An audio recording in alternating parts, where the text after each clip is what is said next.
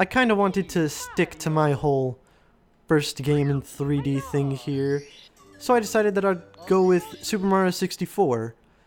The thing is, it's a bit similar to Sonic Adventure, although the similarities stop at the fact that it's a platformer. Sonic Adventure was a sort of A to B kind of platformer. You went through the stages and you had a set goal at the end of the stage. Except for, like, Knuckles, but he's the exception to the rule. Here with Super Mario 64, the game is a collectathon. A very interesting direction to go, since the original Mario games were also A to B stages, like the 2D ones, I mean. But instead we get a collectathon, which basically means you're collecting a bunch of things. It's a pretty self-explanatory name. In order to progress, you need to collect these stars. You can see in the top corner, we have none right now. In order to differentiate it a bit more from Sonic Adventure, I'm actually doing this live. You can, well, there's some controller clacking for you if you want to have some proof. But, I guess I'll talk about how Mario moves right now. If you press the B button, Mario will punch. Keep pressing it and he'll do a little punch-punch-kick combo, like his jab combo in Smash Brothers. If you're running and then press the B button, Mario will do a little belly flop. Press the B button again and he'll flip back up. Same with if you're jumping and press the B button while at high speed, he'll do the belly flop, but from midair. If you're standing still, press the crouch button and then press B, he'll do a little breakdance kick, which is just kind of to spice things up. It's not all that useful. If you press crouch and then press the B button, while running, Mario will do a little slide, kind of like his dash attack in Smash Brothers, I guess. The crouch kick thing is kind of his down smash, I suppose. While jumping and not moving, press the B button and Mario will do a little kick. And now we get into the actual jumping. Press the A button to jump. The longer you hold the button down, the higher you'll go. You can do little short hops if you want. While running, or basically if you just gain some speed, press the A button as you hit the ground and Mario will perform a double and a triple jump. As you saw there, I did it at basically no speed. You could kind of start it at a standstill and then move forward as you perform the other jumps. So if you need some height and you have a small area, then I guess that's what you can do. If you're running and then flick the control stick in the opposite direction and then press jump, Mario will do a little side flip. It gets some good height. If you crouch and press the A button, Mario will do a backflip, which gets really good height from a standstill. If you're running and press the crouch button, then A, Mario will do a long jump, which gets you good distance, but it doesn't get you much height. And then there's the ground pound. When in midair, press the crouch button, Mario will pound his butt to the ground. And if you fall from a great height and do that, Mario will actually not take damage if you do it close to the ground, which is pretty neat. I accidentally bumped my mic there. This game kind of revolutionized 3D in general by introducing the concept of a camera. On the original N64, there were C buttons with which you could move the camera around by pressing C left or C right. I'm playing on the Virtual Console, so I have to use the right stick, although I did change my controller setup so that Y could be C left and X could be C right. C down and up are still the same, but they're not as useful. C down will zoom out the camera, kind of give you more space to look, and it also makes the view a bit more overhead. C up will zoom in the camera. Mario can't move during this, but you can move the control stick in order to move the camera around all you want. Press a button, or maybe C down, and well, C down is a button on the original N64, and you'll go back into the neutral camera position where Mario can finally move freely. While in water, you could tap the A button repeatedly to do this brush stroke. If you hold the A button, Mario will do these little kicks. And if you press the B button, Mario will kind of grab while moving forward slightly. If there are things to grab, he will grab them, but there isn't anything here. As you can see, there's a power meter up there. Basically, it's our breath and our health. If that goes down to 0, we die and lose a life. However, if you reach the surface of the water, Mario's health will be refilled, which is pretty neat. Even if you take damage from something like an enemy, as long as there's deep enough water to where Mario can swim around, you'll refill your health. Now let's actually get into the castle. That's enough of this tutorial business. Bowser has taken over the castle and of course stolen Princess Peach, as he is one to do. What Mario has to do is he needs to jump into a bunch of paintings, and in doing so collect a lot of stars. As you can see, there's this weird shadow of a star at the top of the screen along with some words under it. The words underneath basically are the name of that star. It gives you a bit of a hint as to what's going to be happening in that stage. This stage is called Bob-omb Battlefield, and as the name would imply, it's a battlefield full of bob-ombs. There's the pink ones, which are nice. They don't damage you or anything. You could talk to them if you press the B or A button while near them and at a standstill. And then there's the black bob-ombs, which can actually hurt you and will try to run into you and then explode. Though it's pretty easy to not encounter them. As you might have seen there were some rolling balls, and I accidentally got hit by one out of nowhere. They will roll down the mountain, and they do damage to you, so try not to get hit by them. Previously, I did do a little teleport. If you're standing in suspicious areas, such as that bit of flowers previously, or this area where the balls come out of, you can teleport to various places in the stage. Gets you around a bit faster. And I decided that I'd take some liberties and kind of speeding through this stage because we're gonna have to explore it a bit later, so I'll explain more of it then. This here is Big Bob-omb. He doesn't explode like the other bob-ombs. Instead, you gotta grab him from behind and throw him.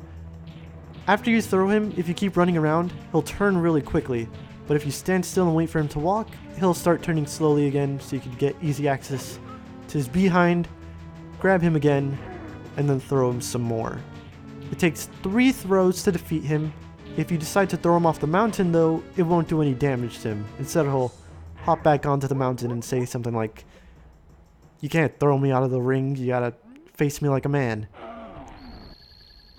It doesn't reset his health or anything like that, so if you hit him 2 times and then threw him off the mountain by accident or something like that, he will still need just 1 more hit to take him down. And this is a bit weird, but Mario's model gets more low poly as you go away from the screen. It's pretty high quality when you're standing still, but as you're moving around, it loses its quality a lot. Anyway, this is our first star. The stars are basically our, main collectible of the game. As you collect more of them, you unlock more stages. There are a bunch of doors, and each door has a number in front of it. Well, most of them do. The one to Bob-omb Battlefield didn't, meaning you could access it with any amount of stars. The ones on this floor, well, in the main castle area, not here in Bob-omb Battlefield, they have different numbers of stars in front of them. Some of them have 1, some of them have 3. As you gather more stars, you'll be able to enter them. It makes for a pretty non-linear game because we could go into different levels right now with our 1 star. But I kind of want to keep this coherent, so I'm going to be collecting as many stars as I can in each course before I move on to the next one. This second stage, well, second star, I should say, we need to race Koopa the Quick. And we need to get to the top of the mountain, essentially where Big Bob-omb was previously. Once we get to the flagpole up there, we beat Koopa the Quick, at least. If we get there underneath a certain amount of time. It's a bit harder because there's 1 more rolling ball here, but that's about it. Koopa the Quick will run up this slope to try and beat you. He doesn't accept cheating, so if you do something like take the cannon that we unlocked earlier, or if you teleport up the mountain, I think, then Koopa the Quick will say you're a cheater and I'm not giving you the star. So make sure you get up there legitimately. At least in what he views as legitimately. He takes about 1:30 to get up there. Usually it takes me about a minute to get up there, so not too difficult. Flagpoles and trees are climbable. You can get up to the top and do this little pose thing where you can jump off in whatever direction you want. Usually, if you're just hanging onto it like this, you'll jump in the opposite direction of where you're facing. If you jump off at the top over here, you'll jump in the direction you're facing. As you saw, I took a bit of damage there. I'm just going to show that again. If you jump off and then do a ground pound, when you're near to the ground, Mario won't... Well, I can't actually do a ground pound from jumping off there. And it didn't do any damage, so I'm just going to shut my mouth. We beat Koopa the Quick, so now we get our second star. That was also a pretty fast one, so we're going to continue on and get a couple more stars here. I probably shouldn't press save and continue, but I did previously, so I'm just going to keep pressing it. Anyway, this third star does require the cannons, so you can't get it in the first stage, well, first star. I should stop saying stage.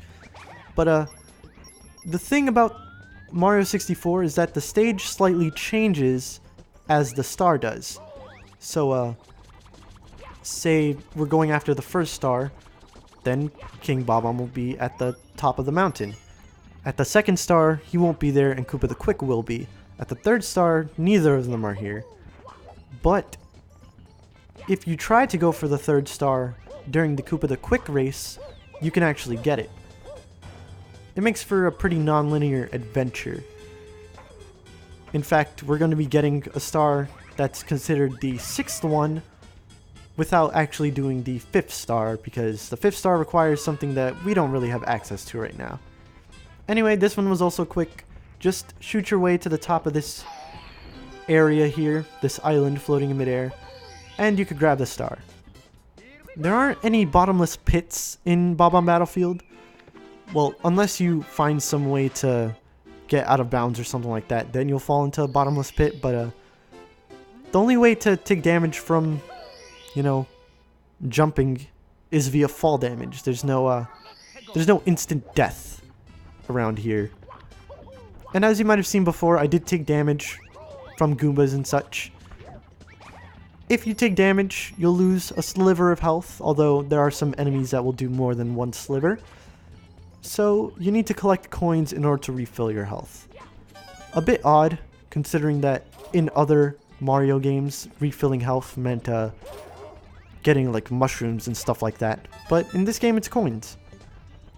And there are different coins, and they have different values. For example, the red coins here, they count as 2 coins. As you might have seen, my coin number went up by 2.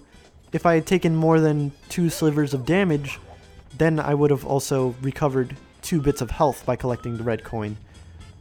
There are one other kind of coin, besides the yellow ones, which only count as 1. There's blue coins. Blue coins count as 5 and refill 5 units of health. There's a red coin up there. You can climb the mountain and then try to slide your way back down. But a weird thing is Mario can actually make his way up this slope by just running at it at a high enough speed.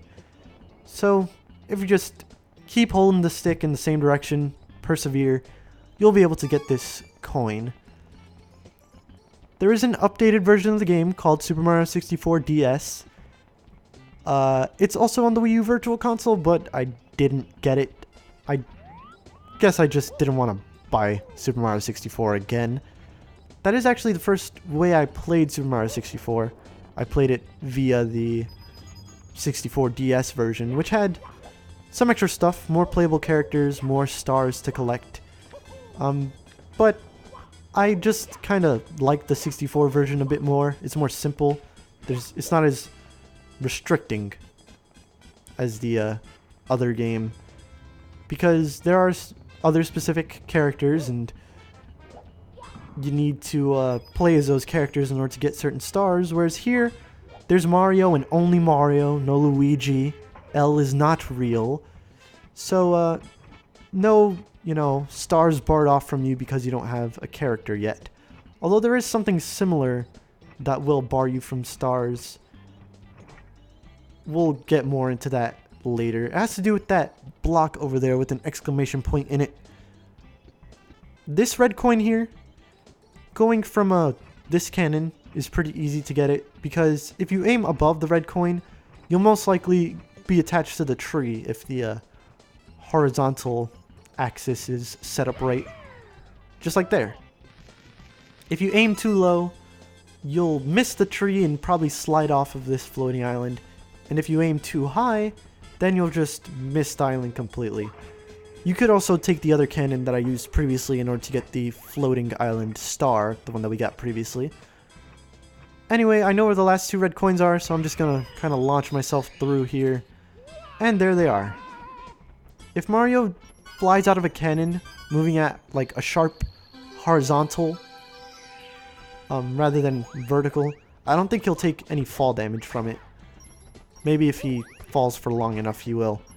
Anyway, when you collect the 8 red coins, then a star will appear over this weird shadowy star platform. So it's probably good to get the ones that are near it last, just so you save more time. But that's the 4th star. We'll get one more this episode, and it's the one that I was talking about previously, that it's a bit non-linear in terms of getting. As you can see, Mario Wings to the Sky is the 5th star, but that's not the one we're going to be getting. Instead, we're going to go after one that's considered the 6th star, as I said previously. But you could get it during, you could get it during any other star in the stage. So you just ground pound on this peg here. Make sure you don't get hit by the chain chomp. Well, I did, but I still ground pounded the peg. Once it's all the way in the ground, the chain chomp will kind of break that cage for you and leave. Then you can just grab the star, and that's as many stars as we can get in this stage. After you leave a stage, when you grab a star, you can refill your health. Well, not you can, it will refill your health no matter what. However, if you go into a stage and then decide to exit manually by pressing pause and then hitting exit course, then you won't refill any health. Also, you might have seen what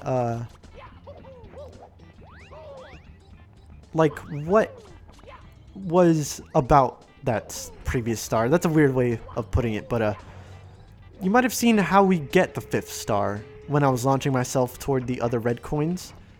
Basically, you need to go at this island here and jump into the cannon. Once you do, you need to aim at the coins that are strewn about in the air. You need to aim at the center coins, basically. Once you do, you launch through, you see some numbers pop up. But, we can't quite get all of those numbers comfortably. You need to be at the center of all of those rings of coins.